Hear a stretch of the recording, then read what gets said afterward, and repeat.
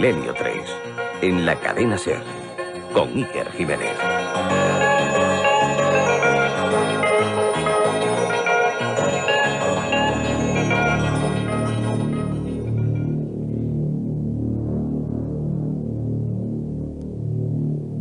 Buenas noches, amigos oyentes. 10:07 ahora mismo de la noche. Comenzamos la temporada, realmente, 2002-2003, y solo queremos, en el nombre de todo el equipo y en el mío propio, agradeceros las muchísimas muestras de cariño. Estoy seguro que durante esta semana y lo que nos queda vais a escuchar muchas cosas de esa cifra trágica y mágica a la vez para muchos, el 11 de septiembre. Vais a tener crónicas de todo tipo y la mejor información, como siempre, aquí en la cadena SER. Sin embargo, Milenio 3 es un programa de misterio, un programa de investigación periodística, y tenemos que ofrecer cosas completamente distintas. Fue tal la repercusión de aquel primer programa, hacia el mes de julio, de las otras extrañas coincidencias del 11S, que prácticamente nos habéis empujado a volver a abordar el asunto. Y lo hacemos con documentos y con datos sobre los que ustedes o los que vosotros tenéis que opinar libremente. Pero yo me quedo un poco frío incluso cuando cojo documentos y leo cosas que seguro que os van a sorprender tanto como a mí. Por ejemplo, que el 11 de septiembre de 1891 se constituía en Londres la primera asociación colonial judía. Que el 11 de septiembre de 1921 se creaba en la pequeña aldea de Nahal el primer moshav o asentamiento sionista dentro de Palestina. Que el 11 de septiembre y no otro día se constituía también el mandato británico en esas mismas tierras. Que el 11 de septiembre de 1990, justo en esa fecha, Bush padre manifestaba ante el Congreso la oportunidad de hacer un nuevo orden mundial.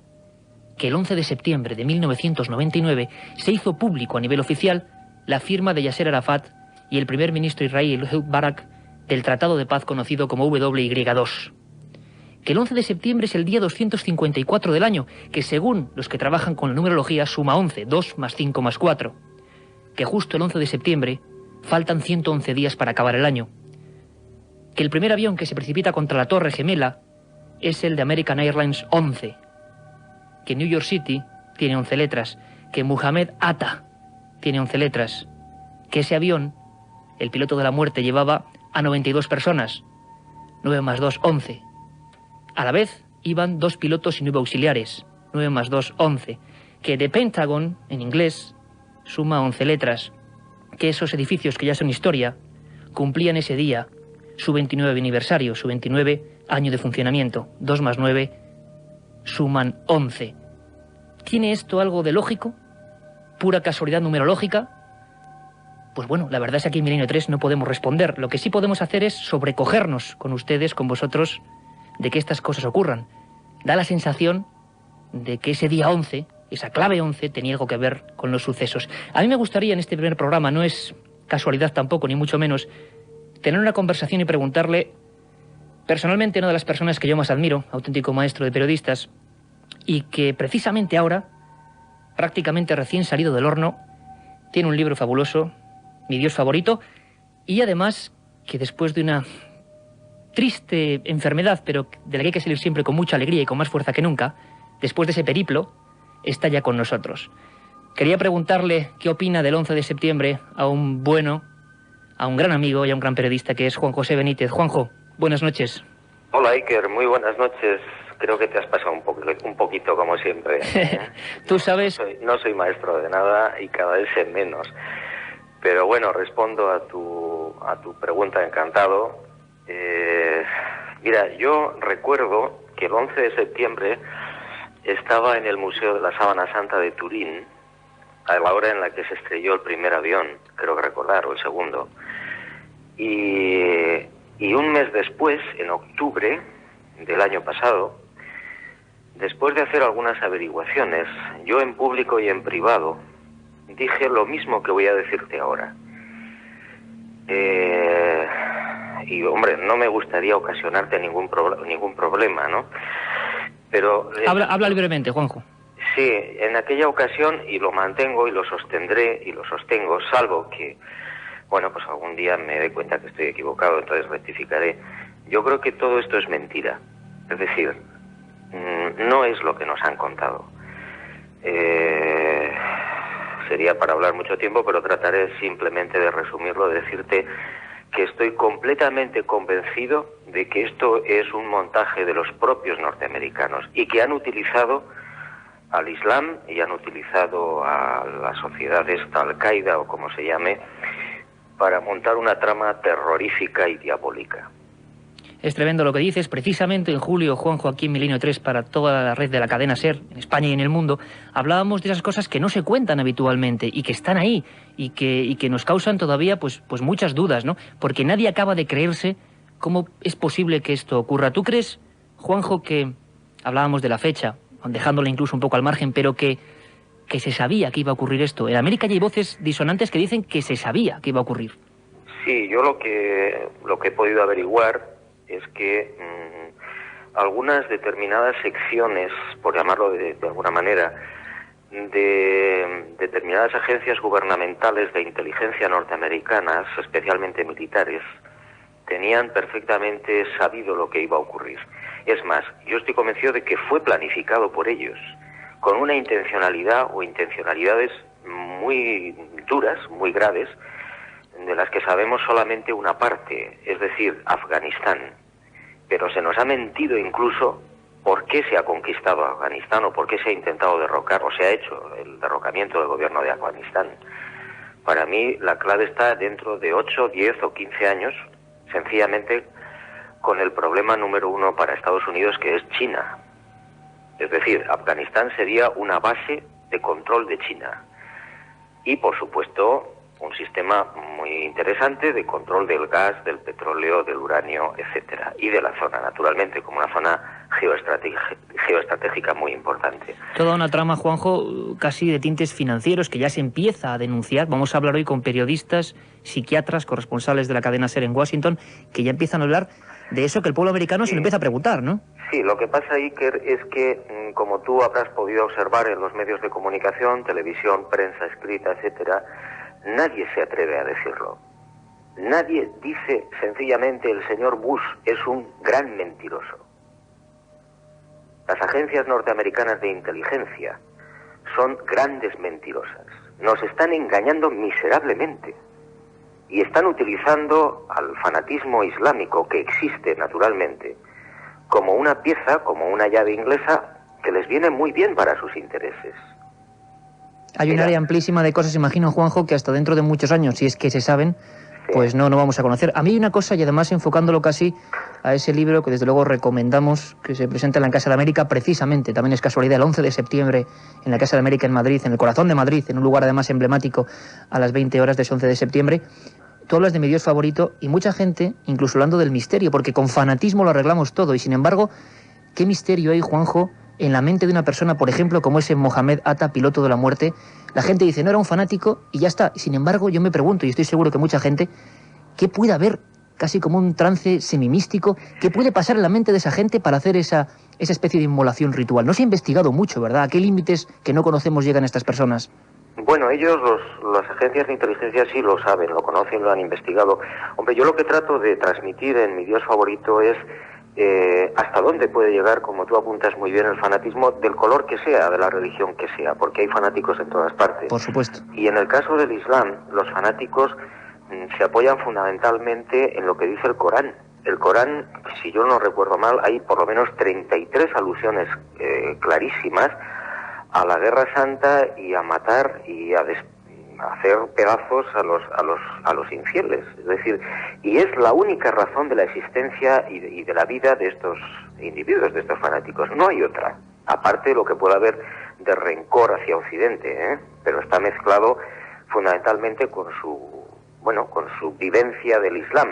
Para mí, y lo digo con todo respeto, pero con toda claridad, lo mismo que he dicho lo de los Estados Unidos, para mí el Islam, el Corán, no es un libro sagrado, no es un libro divino. Y si alguien pretende que eso es un libro divino, pues le están tomando el pelo como se lo tomaron a Mahoma. tremendo lo que tú comentas, Juanjo Benítez. Te lo agradecemos además, porque sabemos que es la primera entrevista, la primera vez que hablas para un medio de comunicación después, bueno, de esos pequeños problemillas solventados de salud que has tenido y de los que nos alegramos mucho que salgas adelante y con más fuerza que nunca, como decía. Pero Juanjo, una cosa antes de despedirnos, y es que incluso nuestro corresponsal de la cadena SER en Washington, Javier del Pino, luego nos lo va a contar, se hacía una pregunta, como buen periodista que es, decía, bueno, aquí, ¿por qué nadie pregunta al gobierno de los Estados Unidos, ni siquiera, digamos, los grupos de la oposición, por qué no preguntan la cantidad de enigmas que alguna gente se plantea ahí como un cloroformo social increíble? Y una de las cosas, me gustaría saber qué opinas, Juanjo, es, por ejemplo, con esa amenaza de guerra biológica tan terrible, se ha pasado de un terror al ántrax a que de repente dice que el pueblo americano se ha olvidado del ántrax. Y bueno, ¿qué es esto, Juanjo? ¿Tú qué? Pues lo que yo he podido averiguar es que el tema famoso del ántrax y de las cartas aquellas que enviaban por correo, etcétera, eso forma parte de la campaña que va después del 11 de septiembre, porque lógicamente esta organización y todo este follón que se ha montado no termina con el 11 de septiembre, sino que hay que después, el mantener el después de, es decir, incluso a un año después, seguir intoxicando a la opinión pública. Y el Antrax probablemente forma parte de esa campaña posterior, organizada por los servicios de inteligencia norteamericanos, y se valen para ello, para mí, personalmente, de un laboratorio internacional muy conocido, que hacía aproximadamente un año antes había tenido unas gravísimas pérdidas económicas porque había mezclado dos medicamentos que supuestamente servían para bajar el colesterol y produjo una serie de muertos. Eso llevó a estos famosísimos laboratorios, que no voy a mencionar, pero que supongo están en la mente de todos, y que creo que tienen una sede muy importante en Alemania, a la ruina financiera total. Es curioso que cuando sale el Antrax, el único laboratorio que tiene el antídoto es este que yo estoy sugiriendo y apuntando. Es decir, como ves, pues está todo bastante oscuro, y yo la recomendación que hago siempre a la gente es que no crean nada de lo que sale en la televisión. Y en lo que sale en muchos sitios, la verdad es que es un consejo que seguimos en Milenio 3. Yo suelo decir, Juanjo, que este programa desde luego cree muy poco en verdades oficiales, que intentamos mostrar todo lo que hay, hasta lo que a veces excluye conscientemente, para que los oyentes, que son absolutamente inteligentes, saquen sus propias conclusiones. Juan José Benítez, la verdad es que te mandamos un abrazo grandísimo. Esperamos que el 11 de septiembre en la Casa de América esté a rebosar y que sea un éxito. Y más que nunca, compañero, fuerza y a seguir investigando, que para eso estamos aquí. Espero que sí, que muchísimas gracias y mucha suerte. Un abrazo muy fuerte, Juanjo. Gracias. La otra realidad. Milenio 3. En la cadena SER. Din don din, din don din. Último aviso para el pasajero Gervasio Pons. Llevamos 20 minutos esperándole en el avión, joder, ya le vale, ¿no? Din don din. Aguante un poquito, que me acabo de pedir un Bacardi 5, hombre. Din don din. Oiga, Gervasio, que ya está bien, ¿no? Din don din. Voy. Es que Bacardi 5, hombre, que está añejado en barrica de roble americano, no voy a tirar la cosa. Din don din. Gervasio, nos vamos. Una lagrimita me queda. Ah, se siente. Din don din. ¡Me que trefe! Bacardi 5. El ron añejo que no te esperabas. Una circunferencia de 1 metro. Me llegó a cegar los ojos y quedé casi inconsciente. Sobre el fenómeno ovni no existe término medio, o crees o no crees. En ambos casos el libro Encuentros de Iker Jiménez resulta apasionante. Encuentros, la obra más completa sobre ovnis en España, desvela más de 300 casos y casi 400 fotografías. Y además incluye un CD con 80 minutos de reveladores testimonios. Encuentros de Iker Jiménez, publicado por editorial EDAF. La otra realidad. Milenio 3. En la cadena SER. Son las 4 de la tarde y 29 minutos. Tenemos otra última hora porque, Javier del Pino, ¿qué es lo que acaba de ocurrir? Se ha caído la segunda Torre Gemela. Las Torres Gemelas son historia. 10:29 minutos de la mañana en Nueva York, también aquí en Washington. Acaba de desplomarse la segunda Torre Gemela, la única que quedaba ya en pie. La primera que recibió el primer impacto del avión. Ahora mismo, otra vez, nube de humo, nube de escombros, humo amarillo, humo negro, todo Manhattan cubierto a nivel del suelo, no por el aire, cubierto por la humareda y por los escombros. Ha caído de arriba abajo 120 pisos, una inmensa mole de cemento, otra vez ha caído abajo. Las Torres Gemelas no existen ya en la isla de Manhattan.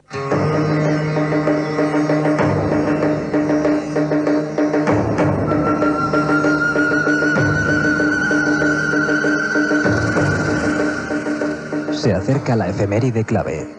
Hace un año el mundo sufrió una de las mayores convulsiones de la historia. Una imagen que aún no acabamos de creernos y que rompió nuestras estructuras del inconsciente colectivo. Algo impensable había ocurrido recién iniciado el siglo XXI.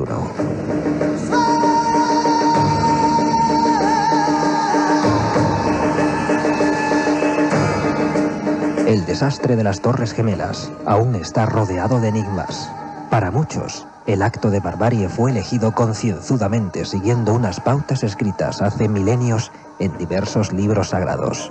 Es la apocalíptica realidad de la llamada Clave 11.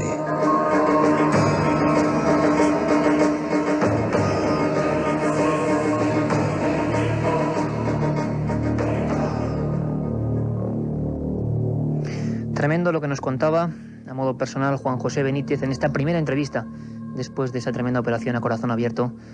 Y ya está de nuevo Juanjo, recorriendo los caminos para contar verdades. Una revista que fue Año Cero, que realmente ha hecho una labor encomiable, con una serie de reportajes que desde aquí destacamos y recomendamos, y ya su director, Enrique de Vicente, estuvo con nosotros en julio, planteando un montón de incógnitas. Por supuesto, aquí nadie tiene la verdad absoluta, nosotros planteamos los datos, luego ustedes opinan, a favor o en contra, o como ustedes quieran, pero lo cierto es que desde luego eran cosas que no se cuentan habitualmente. Año Cero, durante todo prácticamente 365 días, ha estado siguiendo la noticia e incluso hablándonos de una especie de clave 11, es decir, como si esto no fuera la fecha en concreto, nada casual. Y eso, como periodistas, nos sorprende. Don Enrique de Vicente, un placer tenerle aquí de nuevo en el Estudio 1, tenerle con todo nuestro equipo, Juan Carlos Ingelmo a los mandos de esta nave de misterio, con Carmen Porter, con Katia Rocha, con Carlos Barroso. Pero, ¿qué es eso?, se preguntará la gente, de la clave 11. O lo que se oculta en ese número, vamos. Pues para mí es un placer, Iker, poder estar en este primer programa de la nueva andadura. La clave 11 es algo que rápidamente, de forma muy extraña, saltó a Internet, nada más producirse el atentado del 11 de septiembre, toda una serie de coincidencias. Digo de forma increíblemente rápida, tú lo sabes muy bien porque controlas Internet, como siempre hay alguien que le da por hacer cábalas. Pero la cuestión es que yo no he podido localizar a quién encontró las primeras coincidencias, que no eran todas y no eran las más significativas, las que podían apuntar en qué dirección iban los tiros, y tú has mencionado al comienzo de este programa toda esa serie de coincidencias. La más importante de ellas es quizá que la sombra, la silueta de los dos edificios de las dos Torres Gemelas son el número 11. A eso se suma todo lo que tú has dicho y muchísimas cosas más. ¿Por qué había tantas coincidencias? El índice de probabilidades es absolutamente minúsculo. De que todo eso se dé es prácticamente como el índice de probabilidades de que a uno le toque la lotería. Sin embargo, Enrique, hay una cosa que nos sorprende muchísimo. Hicisteis un trabajo de investigación fuerte y llegasteis, Año Cero, a la conclusión, y tú, Enrique de Vicente, de que en algunos libros sagrados, antes hablaba Juanjo Benítez del Corán, se escondían, yo no sé si llamar indicios, pistas, ideas de esa especie de catástrofe. ¿Es cierto esto? Bueno, al menos nada más producirse los hechos, yo me puse a trabajar en el tema. Hubo una serie de idas y vueltas en la redacción en cuanto a la varias cadenas norteamericanas fueron a entrevistarte a la redacción de Año Cero porque realmente se quedaron sorprendidas con el tema. ¿Y qué ocurrió? Fueron a entrevistarme por un descubrimiento que hice, no diré rápidamente, nada más producirse los hechos, empecé a indagar en compañía con Luis García Lacruz, empecé a indagar en todos los libros de profecías y realmente localizamos poco. Luis localizó poco, por ejemplo, en Juan de Jerusalén, que son unas profecías atribuidas a un supuesto compañero de los fundadores de la Orden del Temple. Encontró unas referencias que parecían bastante claras, pero las más claras de todas esas referencias estaban en el Apocalipsis de San Juan, y luego en toda una serie de visiones proféticas que abarcan una época muy amplia, incluso algunas de comienzos del siglo XX y otras que preceden solamente en algunos meses a la catástrofe. En algunas de ellas la visión era muy clara, la visión que se puede tener de un hecho que va a suceder, que no es precisa. Pero, por ejemplo, había dos personas que habían enviado las premoniciones que habían tenido antes de la tragedia a un registro central de premoniciones y según una de ellas decía que había soñado cómo un avión volaba en una ciudad de grandes rascacielos y se estrellaba contra uno de ellos. Y dijo, pienso que es Chicago. Resulta que Chicago es hoy en día la ciudad de los Estados Unidos que tiene rascacielos más altos. Antes lo era Nueva York. O sea, le falló un poco la previsión. Pero tras descubrir estas coincidencias en el Apocalipsis, en un montón de evidentes, yo me pregunté, bueno, si hay algo, si hay alguna referencia, debería estar en el Corán. Así que, ¿qué se me ocurrió? Y fue esto lo que les interesó a las cadenas norteamericanas, por cierto. Es decir, que una de esas, la más conocida de las cadenas norteamericanas, no voy a decir el nombre para no entrar en polémica con ellos, me entrevistó, pero la entrevista luego se censuró. Me dijeron que por razones que no querían mezclar hechos tan serios con cuestiones que sonaran proféticas. Pero ¿Por qué encontraste en el Corán? Lo que encontré en el Corán fue muy simple. Me fui a los diversos capítulos del Corán que tienen el número 11. Los capítulos del Corán se llaman suras. Todas las primeras, casi hasta la 100, son muy extensas. Entonces me fui a la sura 11 y al versículo 11. Y lo que encontré me dejó absolutamente perplejo. No solamente fue la sura 11, sino la 101, que contiene 2 veces 1, y la 111. Te digo lo que encontré en la sura 11, capítulo, versículo 10 y 11. Dice: cuando tú digas, resucitaréis luego de la muerte, que es lo que podían pensar los kamikazes que iban a sacrificarse, los que no creen dirán, eso es pura mentira. Y si nos retardamos el castigo dirán, ¿qué le impide obrar? Sí, el día vendrá del que no podrán apartarse y entonces se verán rodeados de aquello de lo que se burlaban. Hay un versículo previo a este, un capítulo que se llama el Sura de la Batalla, el Sura de los caballos de batalla, según diversas versiones. Y dice que por la mañana, a la hora que se produjo el atentado en Estados Unidos, se precipitan sobre el enemigo, levantando nubes de polvo. Es así, levantaron nubes de polvo, inmensas, como nunca se recuerdan en la historia, y que penetran en medio de las tropas enemigas. Yo creo que la descripción es absolutamente clara. Eso es el capítulo 100. En el 101, que contiene el 1.1, o Sura del Día de la Desgracia, le llaman de otras muchas maneras dentro de las diversas traducciones que hay del Corán. Dice, ¿y quién te hará conocer lo que es el día de la desgracia? El día en que los hombres serán como mariposas a las que se dispersa. Recordemos la gente cayendo. En la que las montañas serán como copos de lana. ¿Qué imagen podía tenerse en la época del profeta Muhammad, Mahoma, de 2 torres? El día de la desgracia. Cayendo como copos de lana. Y dice, ¿quién te hará conocer lo que es el infierno? El infierno es un fuego ardiente. Aquello se convirtió en un infierno. Y en el capítulo, o la sura 111, que se titula significativamente perezcan, leemos, perezcan las 2 manos de Abu Lahab. Abu Lahab, hay que aclarar que es el tío y enemigo principal de Mahoma. Las 2 manos, hace la referencia a 2 figuras, y que él mismo perezca. Sus riquezas, las riquezas de los enemigos del Islam, no le servirán de nada ni lo que ha ganado. Quemado será por el fuego poseedor de la llama. Parece ser que, muchas personas interpretan que esto podría tener que ver con lo que ocurrió esa mañana trágica de hace un año prácticamente en Washington. Escuchen el siguiente documento.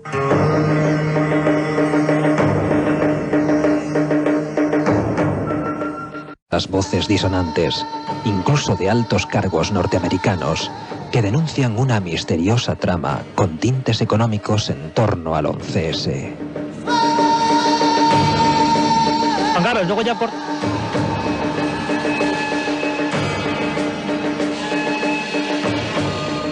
Algunas publicaciones internacionales ya han dado la voz de alarma con informaciones que denuncian una auténtica conspiración de límites inimaginables.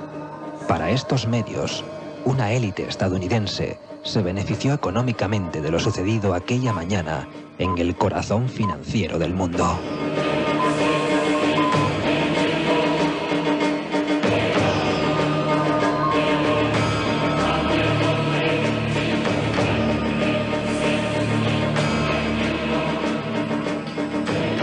Yo tengo que decirles que como director y presentador de Milenio 3 me cuesta creer como ser humano que todo esto pueda ser real. Los investigadores indagan y nosotros lo contamos.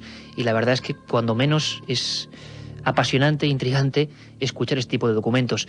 Y fuimos a consultar a quien más sabe dentro de la cadena SER de lo que está pasando ahora mismo en Estados Unidos, el pulsar diario de ese lugar que se creía invulnerable y que triste y desgraciadamente fue golpeado en lo más profundo de su corazón. Es Javier del Pino y le preguntábamos sin tapujos sobre supuestos beneficios dentro del 11S. Hay algunos medios, tanto norteamericanos como europeos, que hablan de extrañas tramas financieras. Aquí ni quitamos ni ponemos, es lo que está hablando ahora mismo.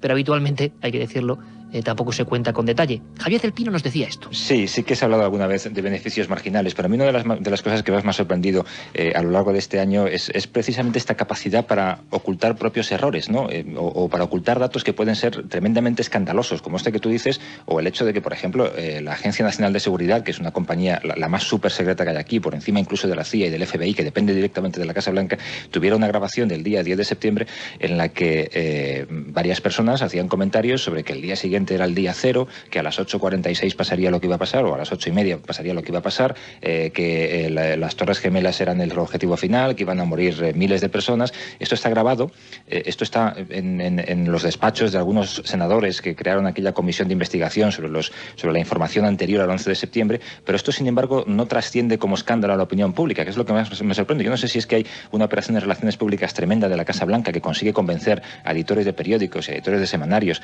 que no den demasiada veracidad o demasiada importancia a este tipo de informaciones, pero la sociedad se lo cree. La sociedad aquí, igual que se ha olvidado de lo del Antrax, se ha olvidado de preguntar a su propio gobierno, oiga, ¿cómo es posible que esto pasara? Que es la pregunta que nos hacemos todos, al fin y al cabo, ¿no? Vaya que si nos hacemos un montón de preguntas, porque no nos convence para nada el cloroformo social de creernos todas las versiones oficiales, tampoco de descreerlas, simplemente de tener todas las opciones para opinar. Incluso teníamos el placer de hablar largo y tendido, pero hemos extraído esta declaración realmente interesante con don Luis Rojas Marcos. Don Luis Rojas Marcos es el presidente de los hospitales públicos de Nueva York. En ellos trabajan ni más ni menos de 43.000 personas. Es una personalidad del mundo de la psiquiatría y además acaba de realizar un libro que se llama Más allá del 11 de septiembre, hablando de una cosa enigmática, un nuevo trauma, una nueva enfermedad prácticamente instalada en lo más profundo del cerebro y que va a afectar no solo a personas que estaban allí o que perdieron víctimas allí, sino a personas que a través del gran ojo de la televisión vivimos esa escena que ya es más fuerte para el inconsciente colectivo que, por ejemplo, la de Armstrong caminando sobre la luna. Esta es la escena del nuevo milenio, sin duda alguna, y por desgracia. Don Luis Rojas Marcos nos hablaba de ese trauma del 11 de septiembre. Se está investigando a nivel neurológico incluso qué nos puede quedar, a nivel global casi, de esa escena que cambió el mundo. Un terror que además se siente en el cuerpo, las palpitaciones, el cuerpo se encoge, palidecemos, y al mismo tiempo las imágenes que vemos, como veíamos personas caer o personas ardiendo, personas, en fin, en un estado terrible, pues estas imágenes se graban en la mente, ¿verdad? Luego, pues, se tienen pesadillas, está uno trabajando, por ejemplo, y estas imágenes, pues, nos vuelven a la mente como si estuvieran ocurriendo en ese momento. Hay angustia, hay personas que se deprimen, que se sienten tristes, que lloran con facilidad, a otras recurren al alcohol o a las drogas para apagar el sufrimiento o la angustia que sienten. Y esto es normal hasta más o menos un mes o mes y medio después del trauma. Y esta reacción es parecida si el trauma es una mujer, por ejemplo, que ha sido violada por la fuerza, o un hombre que va a la guerra y ve estas imágenes. A partir del mes o el mes y medio, la mayoría de las personas superan el trauma poco a poco y empiezan a hablar de la experiencia, a narrarla, y esta experiencia poco a poco, estas imágenes van perdiendo fuerza y al final son malos recuerdos, pero no interfieren con el sueño ni con la vida normal de la persona. Hay un porcentaje, entre el 10 y el 15% de las personas, que desafortunadamente continúan durante muchos años experimentando esta angustia, este miedo, esta dificultad para dormir y estas pesadillas. Lo decía don Luis Rojas Marcos. Enrique de Vicente, hemos escuchado varias veces beneficios, supuesta trama financiera. ¿Qué hay de esto? Pues de eso hay desafortunadamente mucho. Así lo hemos venido revelando desde hace 5 meses en Año Cero. Hemos dado informaciones suficientes, aunque ni mucho menos exhaustivas, porque realmente la documentación que existe llenaría varias revistas, la que existe en este momento, sobre todo la que existía hace meses. ¿Por qué digo hace meses?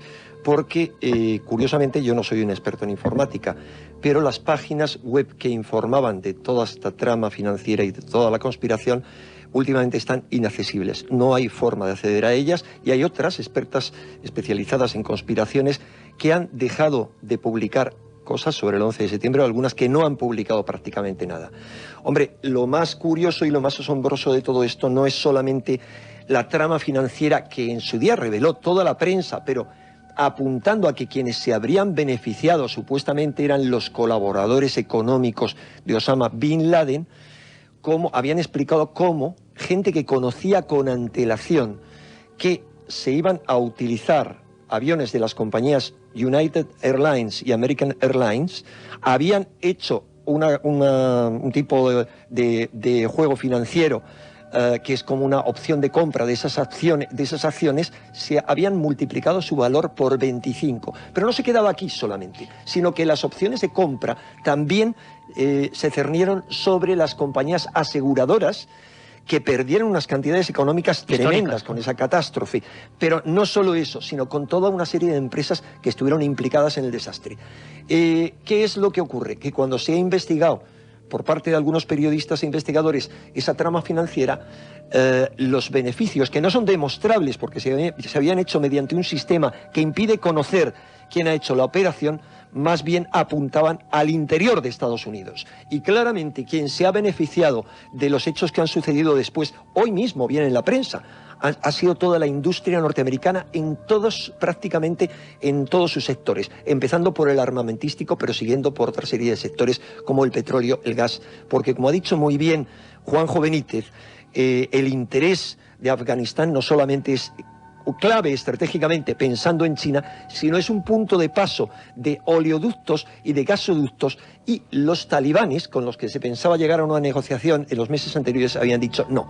Y sin embargo, el actual presidente de Afganistán es un fiel colaborador, no solo de Estados Unidos, sino de empresas implicadas desde hace mucho tiempo. ¿Cómo es posible, se puede preguntar la gente, que la propia senadora demócrata Cynthia McKinley ha sido una de las primeras en dar la voz de alarma y pedir a Bush aclaraciones sobre todo eso que no se conoce? ¿Cómo es posible que el 15 de mayo la CBS publique que Bush lo sabía, digamos haciéndose eco del llamado informe Fénix, escrito por el agente Kenneth Williams del FBI, donde se decía cosas tan terribles, tan tremendas, tan difíciles de creer como seres humanos que somos, que no podemos imaginar, por lo menos yo, y creo que mucha de la audiencia, que se haga una catástrofe, se conozca lo que vaya a pasar, que es que, por ejemplo, en junio, en el mes de junio, agentes, en junio del 2001, agentes del servicio secreto alemán, de la BDA alemana, advirtieron del peligro de grupos extremistas islámicos dispuestos a atentar contra símbolos de Estados Unidos e Israel. ¿Cómo es posible, según dice el periódico Frankfurter Allgemeine, que el propio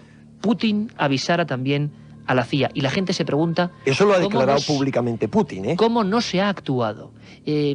¿Estamos dentro de la teoría de la conspiración? Probablemente sí, pero ¿cómo no se ha actuado? Es decir, ¿por qué da esa sensación y no se responde, Enrique? Pues es inexplicable. Mira, ahí, ante esa pregunta hay solamente dos opciones. O los servicios de inteligencia han sido y serán unos inútiles totales, que es lo que nos están vendiendo los medios de comunicación. La prensa de hoy mismo estaba manteniendo eso, que seguían en un gran desorden y en un gran caos. Es decir, estamos pensando que quien lleva la inteligencia del país, que es más inteligente a la hora de hacer grandes negocios y grandes operaciones, son unos cretinos integrales. Es lo que se nos está vendiendo.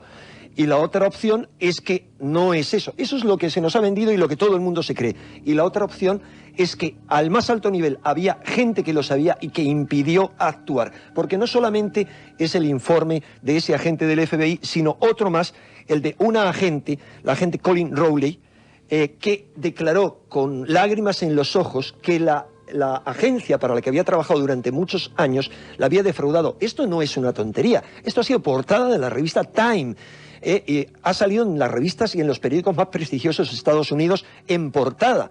Pero ¿qué ocurre? Que cuando uno ve piezas aisladas, piezas sueltas, dice, es que son unos inútiles, es que ha habido gente que ha bloqueado la información. Pero cuando uno considera el conjunto de la información, se le plantean solo dos opciones, y las digo claramente.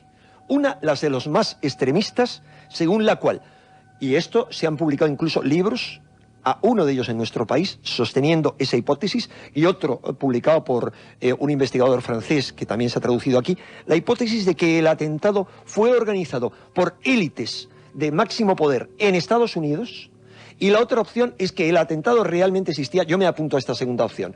El atentado estaba en marcha a través del grupo de Hamburgo, sea o no como nos están contando la historia, porque son sospechosas las declaraciones que han aparecido hoy, según las cuales un periodista de Al Jazeera se ha entrevistado con los dos organizadores. A mí me parecen muy sospechosas. En principio, mientras no se demuestre lo contrario. Pero serían las dos teorías básicas. La otra teoría es que el atentado estaba en marcha, y yo creo en eso, y fue aprovechado, se le dejó funcionar y fue aprovechado para jugar una increíble partida de ajedrez que ha dado unos beneficios económicos y políticos sustanciales, que ha convertido al presidente menos votado de la historia de los Estados Unidos, recordemos que estuvo a punto de perder las elecciones, en el presidente más popular de la historia de los Estados Unidos. Lo único que, si no fuera, como es, un hombre de mente corta, todo lo contrario que su padre, que es un monstruo, haya empezado a caer su popularidad, pero sigue manteniendo la credibilidad. Algo que da casi miedo. Le preguntábamos a Javier del Pino, corresponsal de la cadena SER en Washington, sobre toda esa ristra de enigmas que ahora, por fin, un año después, a pesar de que gran parte de la sociedad se queda sin preguntar, sin que se le aclaren las cosas, ya empieza, digámosle así, a mosquearse. Hay cosas como la guerra biológica, hay cosas como las extrañas enfermedades como el virus del Nilo, que algunos ya relacionan con el 11S. Bueno, hay un montón, un cóctel explosivo de historias sobre las que las personas empiezan a pedir información. Javier del Pino nos contaba lo que sigue. El caso más paradigmático es el del Antrax, ¿no? Hemos pasado de abrir las cartas que nos trae el cartero con guantes de látex a ni siquiera acordarnos de que hubo un momento en el que algunas cartas distribuidas, especialmente aquí en Washington, de hecho en una oficina de correos muy cerca de donde estoy yo ahora mismo, estaban impregnadas de una sustancia que te podía matar. Esto se ha olvidado. De vez en cuando nos recuerdan de la viruela, pero la gente ni siquiera se preocupa en saber cómo puede vacunarse o si hay algún antibiótico que te pueda evitar la infección. No, la gente no va a los hospitales. Hay un cambio ahí hay un cambio militar que se ha beneficiado del 11 de septiembre, aunque sea duro decirlo, y es una política que Bush quería impulsar antes de llegar a la Casa Blanca, lo había prometido, pero han encontrado la excusa perfecta para poder hacer lo que es el 11 de septiembre. De esa manera hay un conflicto curioso, y es que el pueblo quiere ir hacia atrás, pero el gobierno quiere ir hacia adelante. El pueblo quiere olvidar, pero Bush quiere recordar de vez en cuando el 11 de septiembre, quiere crear un enemigo claro que es Irak, sin aportar pruebas de que tiene armas de destrucción masiva, porque eso le sirve para ampliar el presupuesto militar, que es en el fondo lo que quiere hacer cualquier presidente conservador como él, ¿no? La otra realidad. Fenómenos extraños. Misterios sin resolver. Milenio 3. En la SER. ¡Libertad, McCarthy! ¡Libertad, McCarthy! Atención, hay una manifestación, se han encadenado a la parada del 35. ¿Por qué se han encadenado ustedes? Pues porque el Ron Bacardi 5 lo han metido en una barrica de roble americano. Dice que no lo sacan hasta dentro de 5 años porque se tiene que poner oscuro. Pero hombre, es que eso es lo bueno. Bueno. Claro. ¿Y ahora de qué protestamos entonces? Pues protesten ustedes contra las toallas portuguesas que no secan. Vale. Toalla portuguesa, culpable. No toalla portuguesa, nada. culpable. Intransigente. Bacardi 5. El ron añejo que no te esperabas. Aparte de gozosos, dolorosos, gloriosos, los misterios de la Iglesia son sorprendentes e inexplicables. La periodista Carmen Porter te ayuda a desvelarlos en Misterios de la Iglesia, una obra que saca a la luz los episodios más impactantes del fenómeno religioso. Exorcismos, apariciones, cuerpos incorruptos, estigmas. Misterios de la Iglesia, de Carmen Porter, publicado por Editorial Edaf. Un viaje en busca del misterio. Milenio 3. En la SER. Uno le cuesta a veces dar esta información, no sabe con qué quedarse, se sorprende, como llevo diciendo toda la noche. Por ejemplo, se sorprende de datos que tienen que ver directamente con el más puro y duro misterio. Hubo un libro publicado en México, en ediciones Diana, 1989, donde un estudioso de la Gran Pirámide, Rodolfo Benavides, comentaba algo curioso. La Gran Pirámide, ojalá dentro de poco estemos allí, es uno de los lugares, la última maravilla del mundo, un lugar enigmático donde además, según muchos, las medidas, las proporciones, los números resultantes matemáticamente de ese lugar se convierten en profecías. Bueno, según siempre lo que dice Rodolfo Benavides, una de esas profecías, la última prácticamente de la Gran Pirámide, indicaban concretamente que el 17 de septiembre de 2001 habrá un juicio de las naciones donde habrá, escrito así, tal cual, una coalición y se dará paso a una nueva era en el mundo. Esto publicado en un libro del año 1989. Te corrijo, Iker, la edición original, esa es la que citamos en año cero, porque es la que había consultado. Es más antigua todavía. Es de hace más de 30 años. Mejor me lo pones, Enrique. Hace más de 30 años se escribe esto, el último libro del 89, y hablan del 17 de septiembre de 2001, con ese digamos, con esa minuciosidad. Pues bien, justo el 17 de septiembre del 2001, los Estados Unidos oficialmente consiguen el apoyo de diversos países para empezar esta nueva era contra el terrorismo. Mucha gente se lo pregunta, Enrique, después de un año, y estamos ya en la recta final, después de un año de ver profecías, de ver personas que podían verlo, ya no a nivel físico, sino, como tú decías antes, personas que llamaron diciendo que veían esa visión, tenemos algo de nuevo, tenemos algo en claro. Un año después podemos saber si hubo más o menos profecías fidedignas de esto que pasó. Pues yo creo que las hubo, y en su momento, hace 11 meses, yo las expuse en Año Cero. Había profecías mucho más fidedignas que esta, que puede ser una coincidencia al que Rodolfo Benavides dijera en su interpretación de la profecía de la Gran Pirámide, que esa profecía culmina, es decir, la historia culmina ahí, en el 17 de septiembre, que además es una fecha muy significativa en torno a todos los pactos e historias que ha habido entre el Estado de Israel y los pueblos árabes.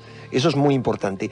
Pero más allá de esa, yo creo que en su momento expusimos suficientes profecías que apuntaban en una dirección, apuntaban en la dirección de que simbólicamente el derrumbe, el incendio y el posterior derrumbe de las Torres Gemelas en Nueva York era un hecho simbólico que iniciaba no una nueva era, un nuevo periodo, el periodo que define Rodolfo Benavides como del juicio de las naciones. Es decir, según demasiados indicios, habríamos entrado en un periodo crítico para la humanidad de forma plena. Si a eso le sumamos otra serie de historias, por ejemplo, el calendario maya. Sabemos que según el calendario maya hay todo un periodo que a partir del 89 hasta el año 2012, 2013, según los Vedas, es un periodo final a partir del cual va a haber un mundo totalmente nuevo y distinto, una nueva edad de oro. Resulta que el punto medio que va de un lado a otro, perdón, había dicho 89 y era 87, es el año 99. Pero hay un periodo, es complejo de explicar aquí, de 2 años, que va exactamente hasta, no el 11, sino el 13 de septiembre del 2001. Recuerda que el gran eclipse fue el 13 de septiembre, 2 años antes. Hay un montón de cosas que se nos escapan. Por ejemplo, otras cosas que ha descubierto Robert Bauval, y es que el 11 de septiembre del 2001, el día preciso en el que tuvo lugar esto, se iniciaba el año nuevo para el pueblo copto y para el pueblo etíope. O sea, era el día primero del año, y muchas otras más cosas que ha descubierto Bauval y que tienen un matiz demasiado simbólico. Pero es tal la cantidad de simbolismos que se centran en torno al 11 de septiembre que a mí me hacen pensar que, más allá de la conspiración que ha podido haber, esto es algo que se les va de las manos. Realmente los que tratan de controlar el planeta tienen el juego fuera del alcance de sus manos, porque ha sido de alguna manera el gran simbolismo del 11 de septiembre un inmenso bofetón que han dado en pleno corazón del imperio capitalista y del imperio globalizador, los pobres, la gente más abandonada del planeta, como que ellos también pueden castigar a los ricos. No sabemos, Enrique, si estaba escrito o no, si el futuro se puede escribir. Yo soy relativamente escéptico, pero los datos ahí están. Según el Ayatollah Hubst, el fin de los tiempos islámicos estará, digamos, identificado con unos símbolos muy concretos. Uno, el periodo que llaman la humareda, realmente curioso. Otro, 3 grandes hundimientos en el oeste y en Arabia. Otro, fuego proveniente con llamas del este que envolverá toda la tierra. Después, extensión del Islam por todo el planeta para acabar con eclipse de sol, eclipse de luna y manifestación del anticristo. Bueno, cosas realmente terribles, extrañas, que están ahí, de las que queremos informar, porque desde luego el 11 de septiembre, eso está claro, lo he repetido varias veces Enrique de Vicente, ha cambiado mucho más allá que la condición económica del ser humano o la condición política o militar. Ha cambiado algo tan extraño como el inconsciente colectivo. Nada va a volver a ser igual. Yo, desde luego, espero desde aquí que sea siempre, dentro de lo probable, a mejor. Enrique, ha sido un placer. Nos hemos dejado un montón de cosas, de leyendas urbanas, por ejemplo, en torno al 11 de septiembre, imágenes de caras dentro de las llamas de la Torre Gemela, de Associated Press, imágenes extrañas que rodean todo el simbolismo que hubo allí en esos momentos previos incluso a la tragedia, como esos móviles que registraban llamadas o mensajes supuestamente en árabe diciendo a algunas personas que saliesen de allí. Bueno, un montón de leyendas urbanas que para algunos no son tales y que examinaremos profundamente. Pero hay cosas que no son leyendas, Iker, y es por qué 4 horas antes del atentado se declaró el estado de máxima alerta en la base naval de Rota norteamericana. ¿Por qué ocurrió lo mismo desde el día anterior en la base de Bray-Patterson y en el Instituto de Idiomas de la Defensa en Garrison? ¿Por qué ordenaron el estado de máxima alerta? ¿Por qué la FEMA, encargada de la seguridad de todo el territorio de los Estados Unidos, el día anterior estaba en estado de máxima alerta? ¿Y por qué, siendo esto así, Nadie impidió que el segundo avión se estrellara cuando la base de Andrews estaba a solo 16 kilómetros de Washington. Esto es absolutamente increíble. Don Enrique, pregunta sin respuesta que seguiremos ahondando en todo este extraño espejismo que ojalá nunca hubiera sido real del 11S. Ahora de momento nos vamos con el informativo, un informativo que para quien no nos siga o haya empezado ahora los domingos, hacen Carlos Barroso y Carmen Porter, con esas noticias que nadie la cuenta y se las cuenta siempre Milenio 3, con todos los datos, documentos y corresponsales desde todos los lugares del planeta.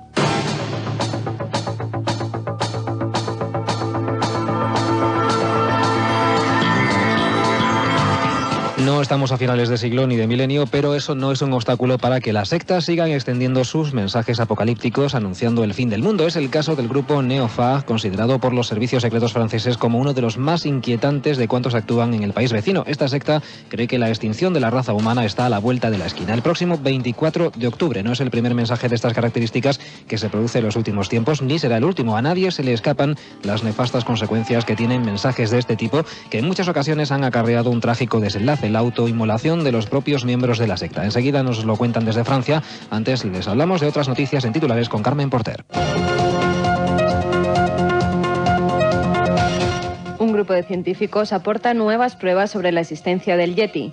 La curación de una mujer india podría elevar a la Madre Teresa de Calcuta a los altares. Nuevos estudios señalan que los dinosaurios murieron de frío. La fecha es el 24 de octubre. El líder de la secta Neofag, conocido como Arnaud, asegura que será ese día el fin del mundo. Desde hace 2 meses, varios miembros de este grupo se han encerrado en un chalet de Nantes, esperando a que llegue el momento, bajo la atenta mirada de la policía que vigila la zona. Corresponsal en Francia, José María Patiño. Hace ya mes y medio que permanecen cerradas las contraventanas y persianas de un chalet situado en uno de los barrios residenciales de la periferia de Nantes, en el oeste de Francia. En su interior, rodeados de un hermético silencio, 6 miembros de una secta apocalíptica esperan el fin del mundo para el próximo 24 de octubre. El suicidio de uno de sus integrantes hace 2 meses ha alertado a la policía, que teme un suicidio colectivo similar al que tuvo lugar hace unos años entre los miembros de la llamada Orden del Templo Solar. El gurú de la secta de Nantes es un hombre de 36 años, Arnaud Moussy, que sigue las enseñanzas de André Bouguenec, un especialista en cabalística y numerología que falleció en 1997 y líder de Far West. El año pasado, Moussy crea la asociación Neofag, que retoma el nombre del movimiento de Bouguenec y le antepone Neo, como el protagonista de la película Matrix, que significa el enviado o el elegido. A partir del pasado 11 de septiembre, Moussy ya había predicho el fin del mundo para febrero de este año. Entonces, los miembros de Neofag eran una veintena que se distribuían en diversas viviendas, donde almacenaban alimentos a la espera del apocalipsis.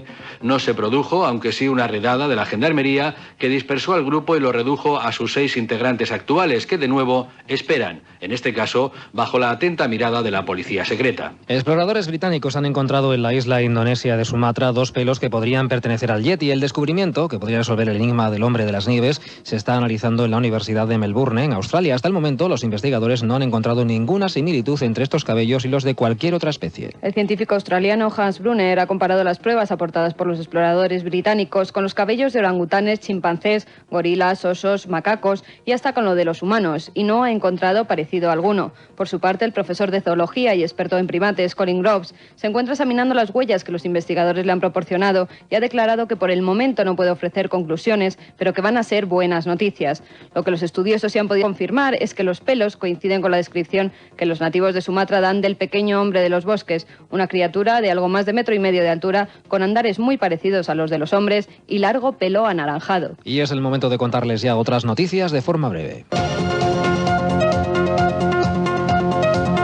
Nuevos estudios señalan que los dinosaurios murieron de frío antes de que impactara un meteorito contra la Tierra. Investigadores australianos han asegurado que antes de que se produjera el impacto del asteroide hace 65 millones de años, la mitad de los dinosaurios ya había desaparecido porque el clima se había vuelto muy frío. Según Angela Milne, del Museo de Historia Natural del Reino Unido, los dinosaurios de sangre fría eran capaces de soportar un clima gélido, porque su gran tamaño les permitía mantener constante la temperatura corporal, pero no estaban listos para un invierno tan prolongado. Y una más esta de ovnis. La policía de la ciudad de Zitikara, al norte de Kazajistán, se encuentra en alerta ante la aparición de un círculo misterioso en la zona. El círculo de 2 metros de diámetro apareció por la mañana en el jardín de una señora que vive al norte de Kazajistán. La misma noche en que se produjeron los hechos, la policía recibió numerosas llamadas en las que se les alertaba sobre la presencia de extrañas luces en los cielos. Ahora un equipo de expertos se encuentra estudiando el misterioso círculo, mientras los vecinos aseguran que fueron los extraterrestres los que lo hicieron. Pues por hoy hemos terminado, pero el próximo domingo volveremos a encontrarnos como siempre en Milenio 3.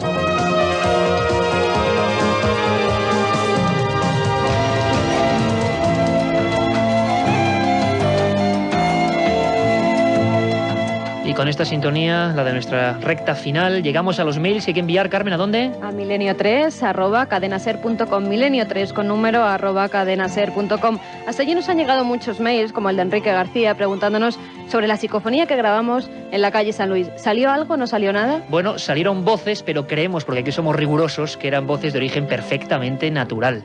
Javier Bobayunta nos dice si podríamos tratar el tema del Dorado, la mítica ciudad que dicen que se ha descubierto. Por supuesto que sí. Sectas. ¿Cómo es el método de captación? ¿El perfil de los miembros? Bueno, tenemos previstos con los mejores especialistas varios programas sobre el fenómeno sectario en España hoy, con cosas que creo que, bueno, no se saben. Juan Antonio Punzano nos pregunta sobre los fenómenos místicos. Pues bueno, ya hablábamos de fenómenos místicos en el aspecto más negativo, quizá una especie de piloto de la muerte, alguien que llega a ese nivel. Hablaremos de por qué esas personas, a un lado o hacia otro, penetran en esa especie de enigma mental. Cadia Rocha. Buenas noches. Vamos con los ganadores de los libros de la semana pasada. Sorteamos Enigmas 2, editado por EDAF. Son Jesús Arregui, Mari Carmen Figueroa, Ana Zambrano, Luis Díaz Garrido y Rafael Mendoza. Esta semana estamos que lo tiramos porque regalamos 5 libros de Luis Rojas Marcos, Más allá del 11 de septiembre, La superación del trauma, editado por Espasa, y 5 de Juan José Benítez, Mi Dios favorito, editado por Planeta. Por cierto, muchos nos han escrito para preguntarnos en el email. El libro se presenta el 11 de septiembre, miércoles a las 8 de la tarde en la Casa América. Perfecto, Katia. Desde luego os esperamos aquí con más dudas, con más planteamientos. Milenio 3, que paséis todos una muy feliz semana.